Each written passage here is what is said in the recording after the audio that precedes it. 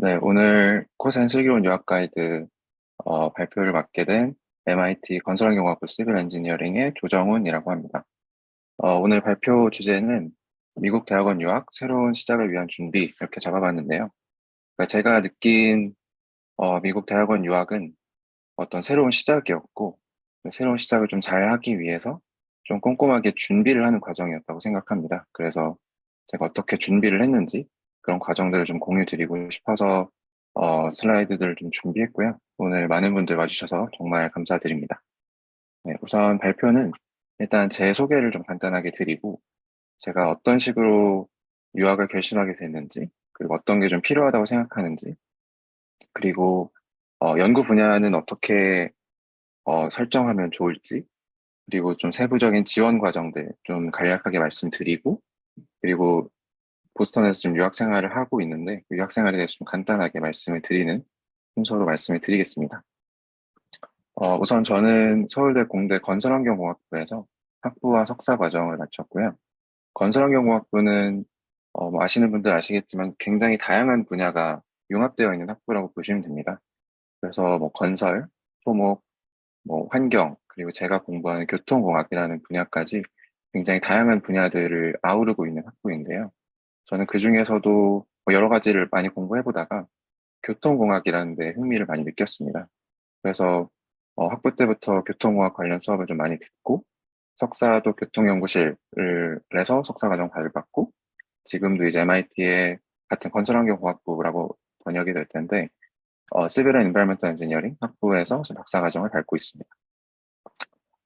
그래서 제가 연구하는 분야를 궁금해하시는 분들이 있으신 것 같아서 좀 간략하게 말씀을 드리자면, 교통은 사실 그 모든 사람들이 굉장히 일상적으로 많이 접하는 분야입니다. 교통이라 하면, 뭐, 여러분들 평소에 많이 쓰시는 자가용, 차 운전하시는 분들 자가용, 그리고 뭐, 대중교통 이용하시는 분들은 버스나 지하철, 그리고 뭐, 자전거, 그리고 심지어는 여러분들 걸어 다니신 보행교통까지도 전부 다 아우르는 분야입니다. 뿐만 아니라 물류도 요새 많이 연구가 되고 있는데, 뭐 항공 물류, 뭐 하다못해 여러분들 택배 시키면 택배가 집 앞에 오는 과정까지, 그리고 쿠팡 그걸로 엄청난 혁신이 있었죠. 그런 것 모든 것들을 교통공학 하는 사람들이 다룬다라고 보시면 됩니다.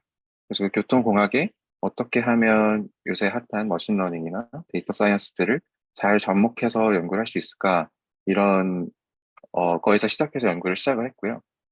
그리고 이 교통이라는 분야가 사실 데이터가 엄청나게 많이 쏟아지는 분야입니다. 뭐, 예를 들어서 말씀드리면 여러분들 그 교통카드를 찍고 지하철이나 버스를 타시죠.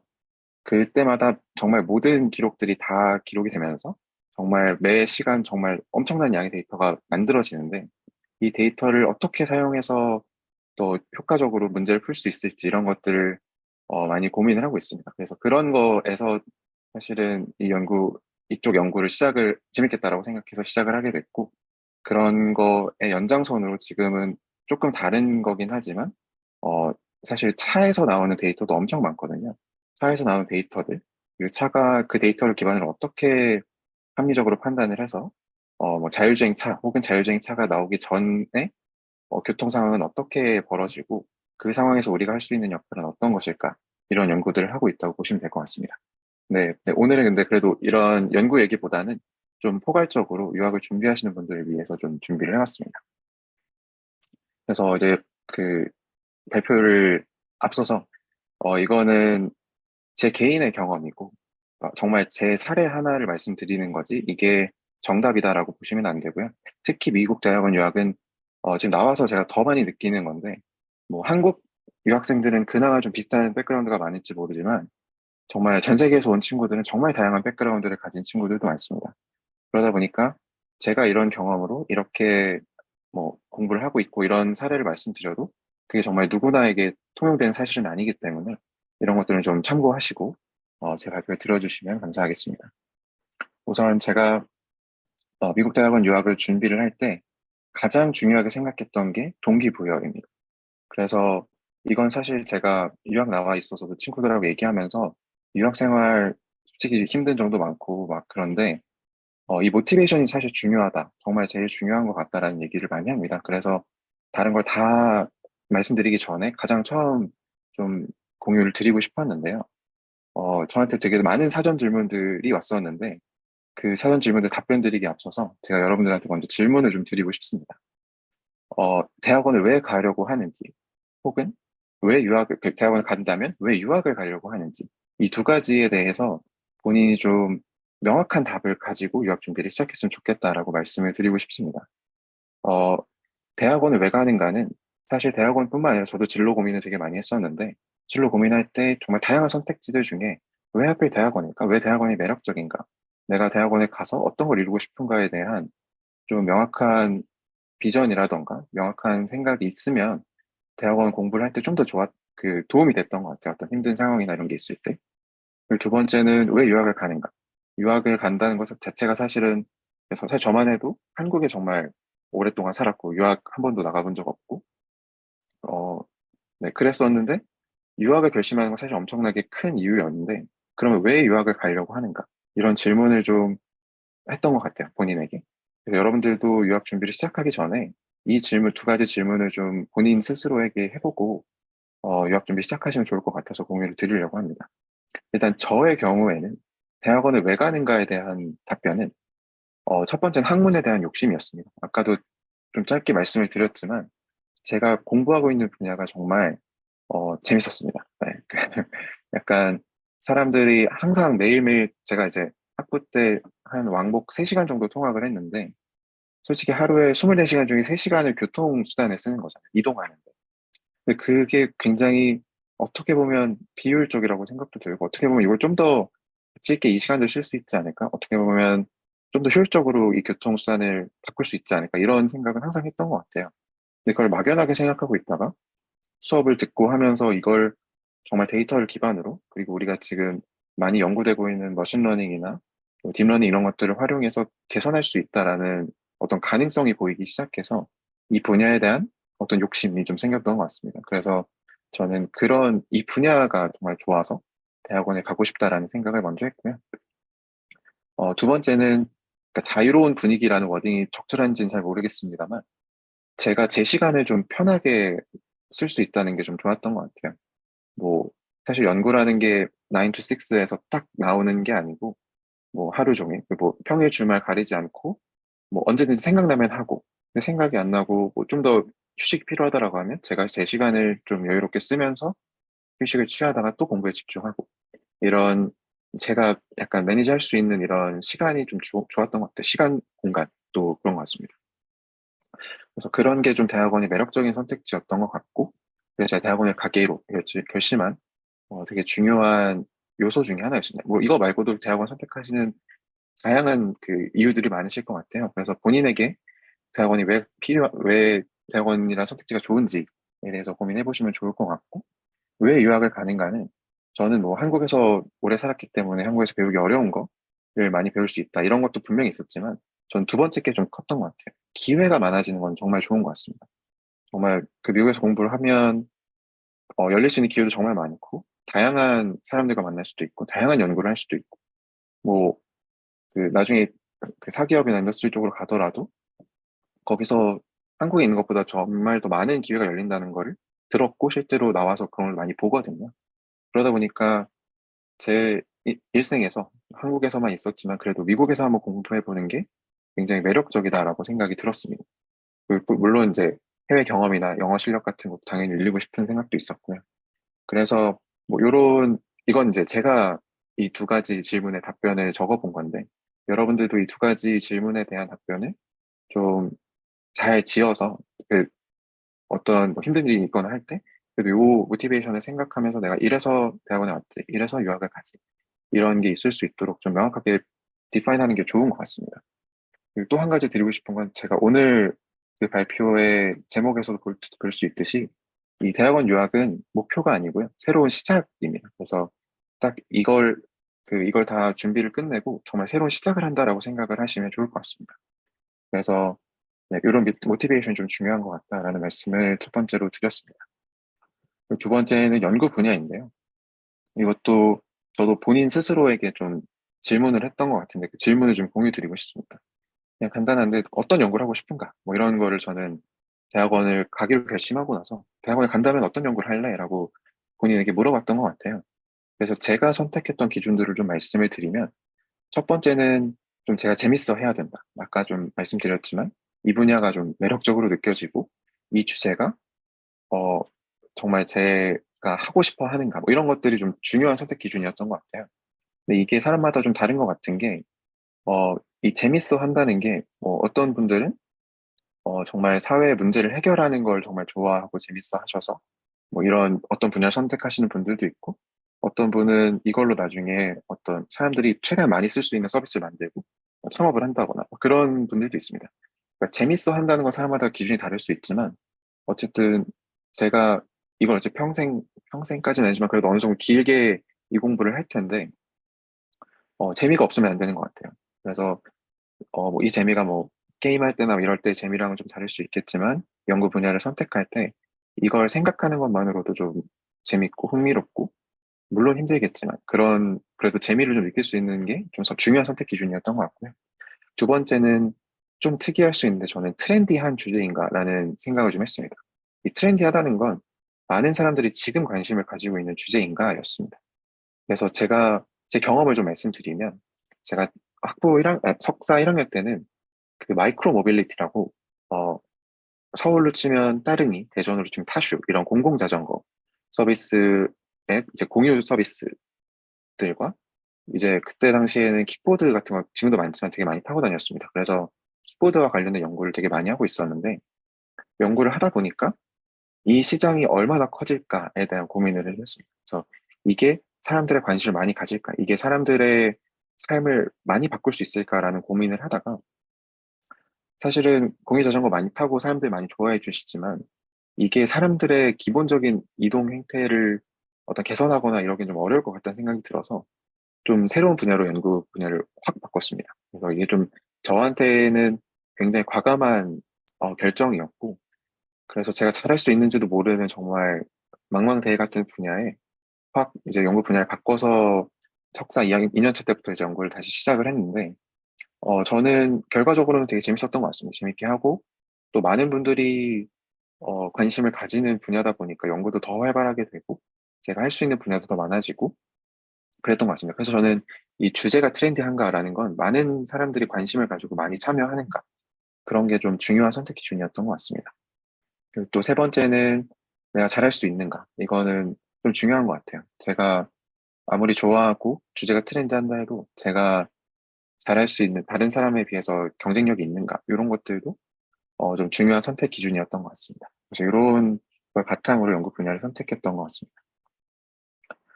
네, 그리고 이제 그 다음은 지원 과정인데요. 지원 과정은 제가 이제 이렇게 모티베이션 받고 이렇게 연구 분야를 선정하고 연구를 하면서 이제 동시에 유학을 준비해야 되는 과정이었습니다. 그래서 제가 유학 준비했던 과정들 하나하나씩 좀 이렇게 보면서 좀 드릴 팁들 좀 드리고 이런 시간을 가지도록 하겠습니다. 우선 좀 그, 전체적으로 좀 말씀드리고 싶은 건, 지원할 때는 좀 꼼꼼하고 섬세하게 하자. 이게 저한테는 좀 키워드였습니다. 그러니까 유학 준비를 할 때 사실 정말 많은 시간이 들고 정말 많은 걸 공부해야 합니다. 그러니까 그 연구뿐만이 아니고 정말 이 교수님은 어떤 걸 하시죠? 뭐, 여기 학교 분위기는 어떻죠? 뭐 이런 것들을 정말 많이 공부하고 준비를 해야 되는데, 그러다 보면 놓칠 수 있는 게 굉장히 많은데, 제가 처음에 준비 시작할 때 뭐 이런 놓치는 건 하지 말자. 제가 연구를 못해서 유학을 못 가면 뭐 좀 억울하지라도 않지만, 이런 제가 준비하면서 좀 그 꼼꼼하지 못해서 놓치는 게 있으면 좀 억울할 것 같다라고 생각해서 좀 준비하는 과정을 좀, 어, 네, 세밀하게 준비를 했던 것 같습니다. 그래서 그런 과정들을 좀 보여드리도록 하겠습니다. 일단 이건 지원 타임라인인데요. 만약에 23년 지금부터 이제 준비를 해서 뭐 내년 9월에 입학을 한다라고 생각을 하시면, 우선 봄 정도의 영어 점수라던가 서류 같은 거 다 완성하고, 그리고 5월에서 7월 사이에 지원 전 장학금이 있습니다. 그리고 그때부터 이제 학교도 많이 찾아보고, 서류도 준비하고, 컨택도 하고, 그러면서 이제 11월, 12월쯤에 지원서를 제출을 하게 됩니다.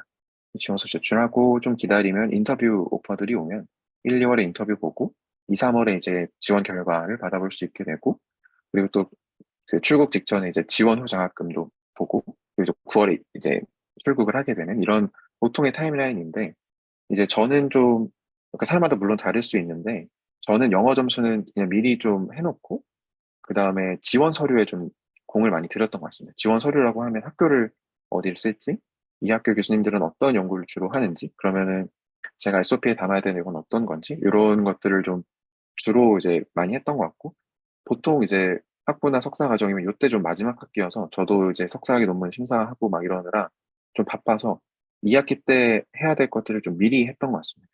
1학기 때 영어 점수 같은 거 미리 만들어 놓고 뭐 서류나 이런 것들도 좀 미리 준비할 수 있으면 하는 건 좋은 것 같습니다. 그래서 이제 하나씩 말씀드리면, 우선 영어 점수는 미리 준비하면 좋습니다. 당연히 뭐 GRE 같은 거는 유효기간도 5년이고 하다 보니까 미리 준비하면 좋고, 근데 입학 시점에 성적이 유효해야 되기 때문에 토플 같은 경우는 아마 입학하는 시점에 유효하려면 2년 안에 봐야 되는 뭐 그런 게 있어요. 그래서 그런 것들은 학교마다 또 다를 수 있기 때문에 학교 규정을 좀 잘 알아두시면 좋을 것 같고요. 또 많은 분들 말씀하시지만 토플은 미니멈만 채우면 괜찮고, 근데 또 100점 이상이면 좀 좋은 거.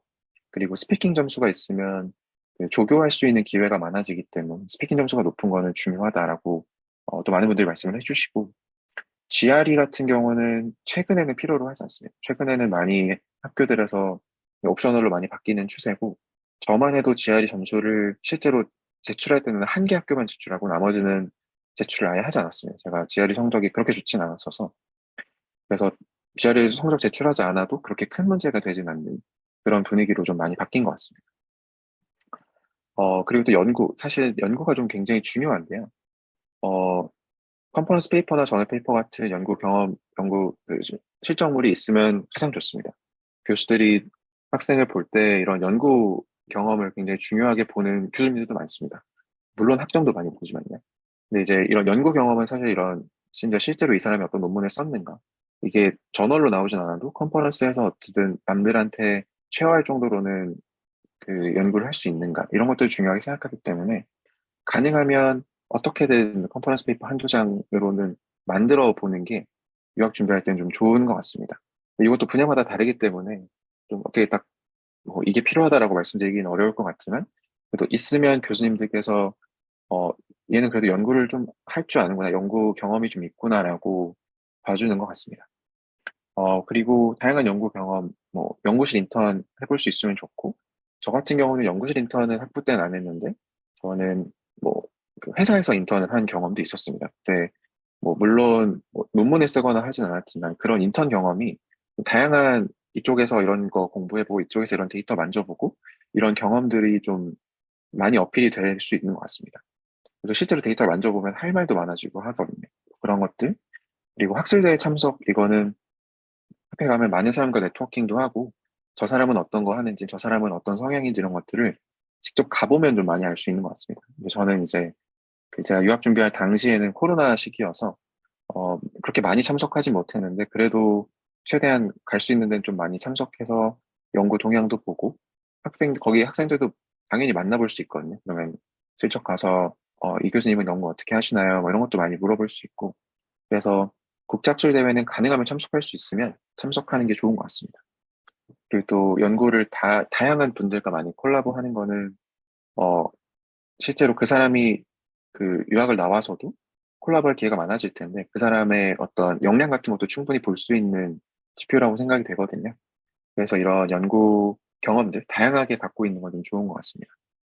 그리고 넓고 얕은 배경 지식은 그 분야에서 제가 깊이 있게 하고 있는 분야가 있을지 몰라도 다른 분야에도 좀 얕은 관심을 계속 두는 건 좋은 것 같습니다. 그러니까 사실 저만 해도 그때 당시에 뭐 마이크로 모빌리티에 조금 집중을 했지만, 그래도 뭐 자율주행, 뭐 강화학습, 딥러닝 이런 것들이 조금씩 관심이 있었기 때문에 좀 빠르게 시프트할 수 있었던 것 같고, 또 반대로 지금 제가 뭐 비이클 컨트롤을 하지만 그 주변에 또 다른 분야에서 뭐 나오는 논문들 지속적으로 관심을 가지다 보면 연구 아이디어도 많아지고, 교수님이랑 나중에 인터뷰하거나 할 때 그런 어디선가 들은 신랄 같은 지식이 도움이 되기도 합니다. 그래서 최대한 뭐 다른 친구들은 뭐 하는지, 뭐 동료들은 뭐 하는지, 학술대에 가서 외국에 있는 친구들은 뭐 하는지 이런 것들을 많이 관심을 가지면 좋을 것 같습니다.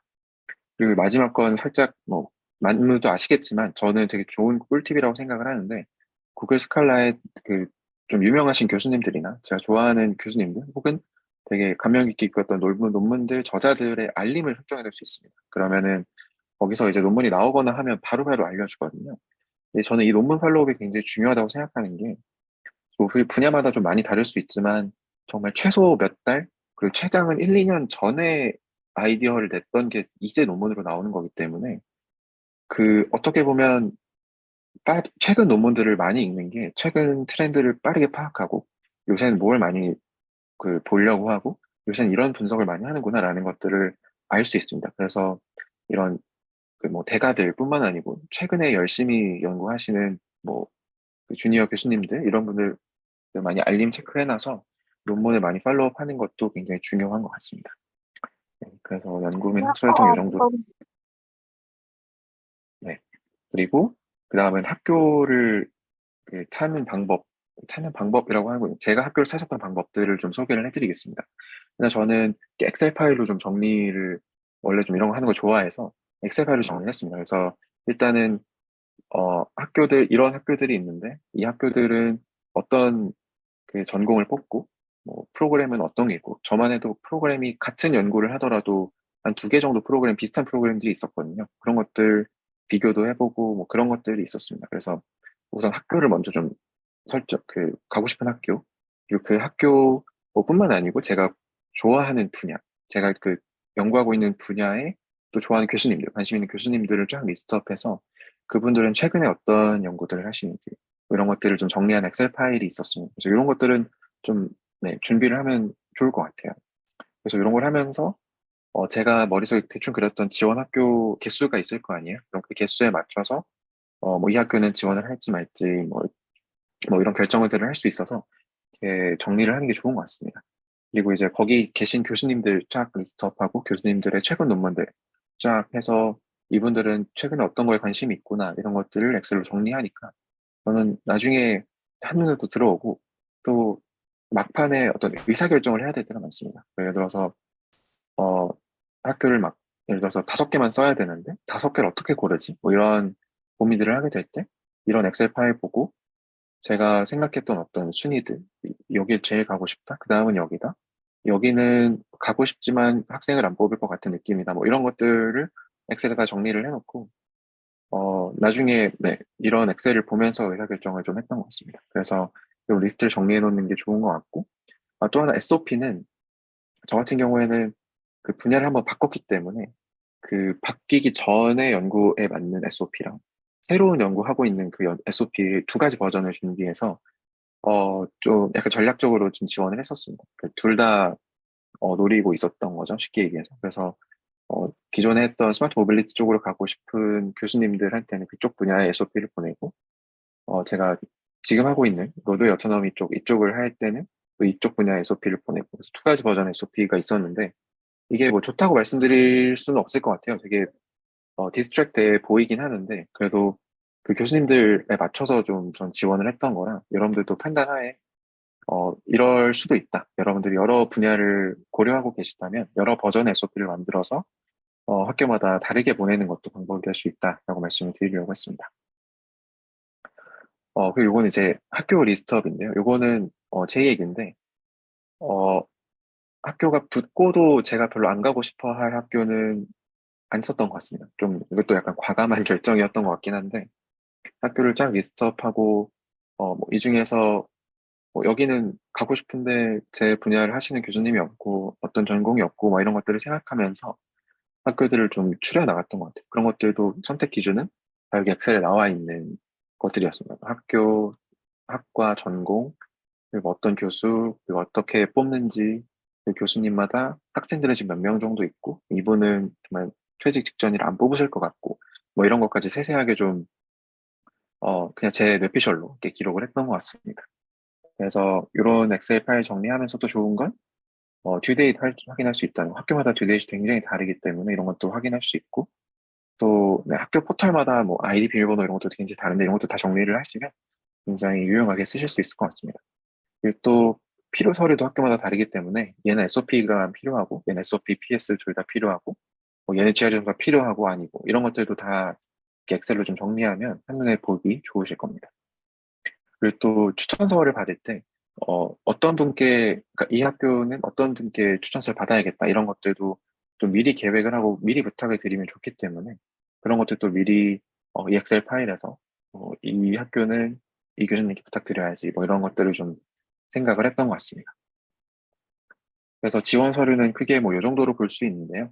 CV는 레주메랑은 좀 다릅니다. 레주메랑은 좀 다르고 아카데믹한 CV를 뭐 많이 검색해 보시면 아마 나올 거예요. 그래서 그 일했던 경력을 많이 그 강조하는 것보다는 제가 어떤 연구를 했는지, 어떤 교육을 받았고, 어떤 연구를 했고, 이 연구에 뭐 그런 것들을 좀 위주로 CV를 최대 두 장 넘어가지 않게 작성하는 게 좋은 것 같고, SOP는 제가 아까 처음 말씀드렸던 모티베이션이나 연구 분야, 그리고 제가 하고 싶은 연구, 그리고 지금 교수님이 하고 있는 연구까지 쭉 연결을 해서 SOP가 어떤 하나의 흐름을 갖도록 하는, 굉장히 좀, 네. SOP는 약간 읽어봐도 좀, 이거 되게 물 흐르듯이 읽히네? 약간 이럴 정도로 좀 잘 써야 하는 것 같습니다. 저는 잘 못했던 것 같긴 한데, 잘 쓴 SOP 이렇게 많은 분들 공유해 주신 거 보면 정말 멋있더라고요. 그래서 그런 것들, 그 정도까지 이렇게, 좀 많이 파인 튜닝을 해서 이렇게 그 지원 전에 준비를 하시면 좋을 것 같습니다. 그리고 PS는 이제 본인 스토리텔링인데, 뭐 본인이 어떤 삶을 살았고, 본인의 가치관은 어떻고, 뭐 이런 것들인데, PS도 요구하는 학교가 그렇게 많지는 않아서 저는 좀 가볍게 준비했던 것 같습니다. 추천서는 보통 학교당 3장인데, 저는 학교마다 좀 특색에 맞게, 또 지원하는 분야도 좀 저는 다양하게 했었기 때문에 지원하는 분야에 맞게 좀 다양한 추천서를 받았던 것 같습니다. 네, 그리고 라이딩 샘플도 요구하는 학교들이 있는데, 이거는 보통은 제가 써놓은 어떤 논문들이나, 저는 학위 논문 준비하고 있어서 학위 논문도 보내기도 하고, 이미 나온 퍼블리케이션이 있다면 그걸 보낼 수도 있습니다. 그리고 또 중요한 건 장학금인데요. 저는 지원 전 장학금은 좀 미리 준비를 하신 분들이라면 한 번쯤 지원해 보시는 게 좋은 것 같습니다. 지원 전 장학금으로는 풀브라이트나 한국교육 고등교육재단, K파스라는 2개 정도가 이제 굉장히 유명한데요. 저는 풀브라이트의 스칼라 캔디데이트였습니다. 풀브라이트에서 장학금을 받을 수 있는 후보였는데, 펀딩이 있는 건 박사 지원할 때 굉장히 큰 도움이 되고요. 그리고 그것뿐만 아니라 이 풀브라이트 같은 경우는 준비를 할 때 정말 이 박사 지원하는 과정과 거의 동일한 과정을 미리 장학금 지원할 때 이미 다 끝냅니다. 그러니까 이미 장학금 지원이 5월인데 그때쯤에 뭐 SOP, PS, 뭐 CV 이런 게 좀 완결된 형태로 갖춰져 있다 보니까 조금 더 여유 있게 유학을 준비할 수 있는 것 같습니다. 그래서 이런 지원자 장학금은 가능하면 미리 지원해 보시고, 어, 그리고 또 장학금으로도 기회가 열릴 수도 있는 거기 때문에 뭐 이런 것들은 준비를 해보시면 좋을 것 같습니다. 그래서 저는 뭐 인터뷰 같은 것도 사실은 어떻게 하는지 잘 몰랐는데 프라이베이트 인터뷰 보고, 아, 인터뷰 이런 식으로 하는구나, 이런 감도 좀 잡았던 것 같습니다. 그리고 지원 전 장학금뿐만 아니고 지원 후 장학금도 받을 수 있습니다. 좀 받기 어려울 수도 있는데 굉장히 경쟁이 치열하거든요. 근데 이런 관정, 일주, SBS 같은 장학 재단에서 해외 박사 유학생들을 위해서 장학금을 지원을 일부 해주고 있습니다. 그래서 어, 사전 질문에서도 그 펀, 그 돈, 그 학비나 이런 건 어떻게 충당하시나요? 이런 질문들이 좀 많았던 것 같은데, 기본적으로 박사과정은 대부분 풀펀딩을 받는 걸 기본으로, 기본이라기보다는 대부분 학생들이 풀펀딩을 받고요. 풀펀딩뿐만 아니라, 어, 그 외에 좀 생활비 같은 거를 장학금에서 지원을 해주기도 하고, 뭐 이런 것들이 있기 때문에 사실은 뭐 학비 걱정으로 이제 유학을 고민하시거나 그러실 건 없죠. 박사과정이라면. 석사과정은 좀 얘기가 다릅니다. 그래서 장학금 기회도 많다. 그래서 알아보시면 되게 좋을 것 같습니다. 그리고 또 하나는 사전 컨택 메일입니다. 요거는 저도 한 9월, 10월, 11월 동안 되게 많은 교수님들한테 다 보냈거든요. 아까 엑셀 파일에 교수님들 쫙 정리해놓고, 이메일 정리해놓고, 이제 이분들께 메일 보내야지라고 하면서 이렇게 하나둘씩 보냈었는데, 어, 좀 꼭 가고 싶은 교수님들한테만 먼저 메일을 보냈던 것 같아요. 그래서, 물론 그분들 굉장히 바쁘시고, 메일이 정말 하루에도 막 수백 통씩 들어오기 때문에, 뭐 답장을 받는 건 거의 어렵습니다. 거의 한 10% 내외 정도로 받는 것 같고, 제 경험을 말씀드리자면, 저는 거의 답장 못 받았는데, 교수님 한 두 분한테 답장을 받았던 것 같아요. 근데 그 중에 한 분이 뭐 인터뷰 잠깐 하다가 인터뷰는 아니고 그냥 정말 그 줌으로 그냥 얘기 한번 해보자라고 해서 뭐 인터뷰 보고 그때 뭐 분위기 좋아서 뭐 지원하고 약간 이랬던 적이 있었습니다. 그래서 좀 이런 미리 그 교수님이 학생을 뽑는지 안 뽑는지 이런 것도 알 수 있고 또 뭐 답장 오는 거 봐서 봤는데 그냥 뭐 한번 지원해봐 뭐 잘 되길 바랄게 뭐 이런 경우도 있고요. 뭐 굉장히 다양한 케이스들이 있어서 이건 정말 케이스 바이 케이스인 것 같습니다. 그래서 저 같은 경우도 뭐 메일을 못 받았지만 나중에 지원하고 나서 메일 와서 인터뷰 본 경우도 있고 뭐 이렇게 서로 커뮤니케이션 하다가 나중에 뭐 인터뷰를 못 본 경우도 있었고 굉장히 다양한 케이스들이 있습니다. 그래서 하지만 네, 이런 컨택 메일은 보내보면 좋은 것 같습니다. 교수님이 학생을 뽑을지 안 뽑을지를 미리 알아볼 수 있기 때문에 이런 메일은 뭐 가능하다면 시간이 가능하시다면 미리 보내보는 것도 좋은 것 같습니다. 그 요거는 좀 제가 좀 그 강하게 추천드리는 겁니다. 이제 인터뷰를 볼 때 인터뷰가 저 같은 경우는 교수님이랑 1대1로 보는 인터뷰가 좀 있었습니다. 그러니까 커미티가 여러 명 있고 이렇게 하는 게 아니고 교수님과 1대1로 인터뷰를 하다 보니까 저는 제 경험을 좀 잘 어필을 하고 싶어서 어떻게 하면 좋을까 하다가 이런 PPT를 준비했었습니다. 그래서 PPT를 준비해서 한 정말 길지도 않습니다. 요 슬라이드 한 6장인데 그냥 5분 만에 쫙 이제 타다닥 얘기를 하는 건데 뭐 저는 이런 경험이 있고 이런 연구를 해왔고 이런 스킬이 있고 그 마지막 지금 하고 있는 연구는 이런 거고 이 연구가 박사과정 가면 이런 거랑 연관이 있을 것 같아요 라고 이런 하나의 완결된 어떤 발표죠. 굉장히 짧은 발표였는데 이런 발표를 준비하니까 굉장히 교수님도 저를 빠르게 이해할 수 있고 제가 어떤 연구를 해왔는지 지금까지 그 앞으로 어떤 걸 하고 싶은지 이런 것들을 빠르게 서로 그 소통할 수 있는 거죠. 그래서 굉장히 좋았던 것 같고 교수님도 나중에 이게 되게 좋았다라고 말씀해 주셨거든요. 그래서 혹시나 아까 컨택 메일을 보내서 뭐 인터뷰를 하게 된다거나 뭐 그런 분들께서는 이런 사실 이거 한 5장, 6장밖에 안 되는 PPT 슬라이드잖아요. 준비하는데 그렇게 오래 걸리지도 않고 근데 이런 것들 좀 잘 예쁘게 정리해서 교수님께 좀 네, 보여드릴 수 있으면 되게 좋을 것 같습니다. 그래서 근데 저는 이렇게 6장 준비했는데 교수님은 다른 슬라이드보다는 제가 지금 하고 있는 연구를 굉장히 깊게 물어봤던 것 같아요. 그래서 이건 왜 이렇게 했어? 이건 왜 이렇게 했어? 생각보다 되게 자세하게 물어봐 주셔서 좀 네, 신기했던 경험이 있었습니다. 그리고 또 하나 또 그 좀 좋다고 생각했던 건 이거는 제 개인 웹페이지입니다. 개인 웹페이지는 요새 이런 걸 만들어주는 서비스가 굉장히 많더라고요. 뭐 스퀘어스페이스, 구글 사이트, 뭐 윅스 뭐 이런 게 많은데 그냥 이렇게 클릭으로 이렇게 예쁘게 만들 수 있습니다. 그래서 뭐 사진 집어넣고 뭐 연구 집어넣고 혹시나 연구 링크 같은 거 있으면 링크 넣고 링크 없으면 뭐 사진 같은 거라도 좀 넣어서 제가 지금 하고 있는 연구를 좀 빠르게 캐치업할 수 있게 뭐 이런 것들도 좋고 또 하나는 저는 컨택 메일 보낼 때 제 CV도 같이 보내지만 이 그 홈페이지에 링크를 같이 보냈습니다. 그러면 그 교수님께서 저한테 관심이 있다면 CV도 보지만 그 웹페이지에서 이렇게 클릭하면서 이제 얘가 어떤 연구했구나 이런 걸 볼 수 있으니까 어, 그 많은 분들이 이런 걸 되게 관심 있어 하시더라고요. 그래서 저는 이런 걸 만들었고 좀 좋았던 것 같습니다. 그래서 여러분들도 이런 걸 하시면 좋을 것 같고 또 하나 살짝 팁은 구글 애널리틱스라는 서비스에서 어떤 지역에서 방문했는지를 추적할 수 있는 그런 기능도 이렇게 서비스를 하고 있습니다. 그래서 그런 거 알아보시고 이렇게 붙일 수 있으면 제가 뭐 예를 들어서 어떤 주에 계신 교수님한테 메일을 보냈는데 거기서 딱 읽은 그 접속한 기록이 뜨면 좀 기분 좋고 좀 기다려지고 뭐 이런 것도 있었는데 어쨌든 뭐 그런 것들도 있으니까 한번 알아보시고 페이지 만들 때 참고하시면 좋을 것 같습니다. 그리고 또 유학을 가고 나서도 저는 이 페이지를 계속 유지를 하고 있습니다. 그래서 뭐 최근에 뭐 연구하고 있는 거나 연구 결과가 나온 논문들 같은 것도 공유를 해서 약간 어떤 분들은 블로그처럼 운영하기도 하십니다. 뭐 오늘은 어떤 걸 공부했다 뭐 이런 것들도 하기도 하시는데 뭐 이런 웹페이지는 앞으로 연구하는 분들이라면 이런 거 하나씩 가지고 있는 거는 저는 되게 좋은 것 같습니다. 그래서 네, 간략하게 제가 유학 준비하면서 각각 요소별로 좀 드릴 수 있는 팁들이나 이런 것들을 좀 드렸던 것 같고요. 마지막은 유학 생활에 대해서 좀 말씀을 드리려고 합니다. 어, 제가 느낀 유학 생활, 특히 대학원 생활은 조금 쉽지 않았다. 이렇게 제가 지금 이제 1년 차가 끝나고 이제 2년 차 올라가는데 처음에는 좀 쉽지 않았다. 이런 말씀을 드렸습니다. 그래서 제가, 제가 느끼기에 대학원이나 유학 생활이 좀 쉽지 않네라고 생각이 들어서 아까 처음에 말씀드렸던 모티베이션을 가장 먼저 말씀드렸던 것 같습니다.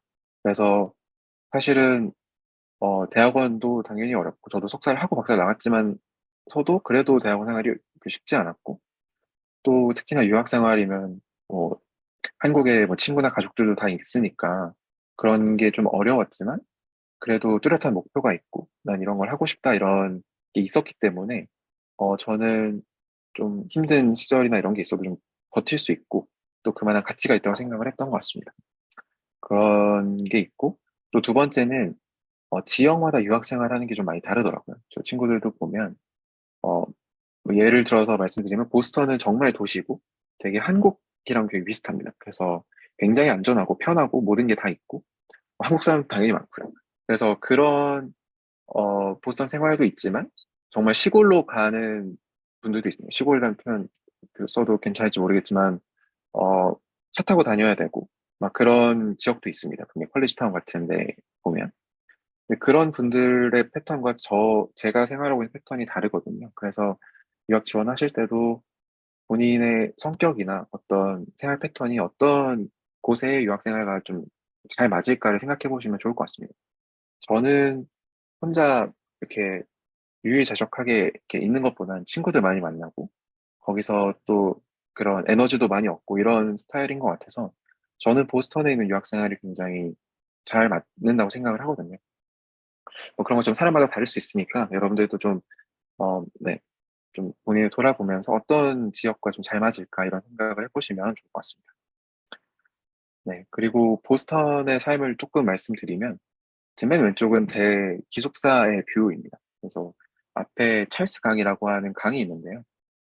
보스턴은 어, 일단 강이 바로 앞에 있고 이러다 보니까 정말 서울이랑 비슷합니다. 서울처럼 뭐 쉽게 나가서 강변도 뛸 수 있고, 여기서 지금 살짝 되게 작게 보이지만 세일링 한다고 이제 보트도 타고 다니고, 뭐 그렇거든요. 그래서 이런 삶이 저는 네, 서울이랑 되게 비슷해서 좋았던 것 같습니다. 그래서 일단 강이 있어서 산책하기도 너무 좋고, 그리고 이제 맨 오른쪽 사진은 이제 MIT 하버드 갈라라고 해서 이제 보스턴이나 그 주변 지역 학생들 이렇게 모아가지고 파티 같은 것도 하고, 그럼 이제 거기서 사람들도 많이 만나고 네트워킹하고 이런 기회도 되게 많습니다. 그래서 미국 유학 나온다고 이렇게 저는 제가 처음에 생각했던 미국 유학은 그냥 연구실에 앉아가지고 조용히 논문 읽고 뭐 논문 쓰고 이런 건 줄 알았는데 정말 여기도 사람 사는 곳이고 여기도 다 네트워크 이런 거 다 하고 네, 사람도 많이 만날 수 있고 또 재밌게 놀 수 있고 이런 기회가 많이 주어지는 것 같아서 제가 처음에 생각했던 유학 생활보다는 그래도 나쁘진 않다 약간 이렇게 생각이 되고 있는 것 같습니다.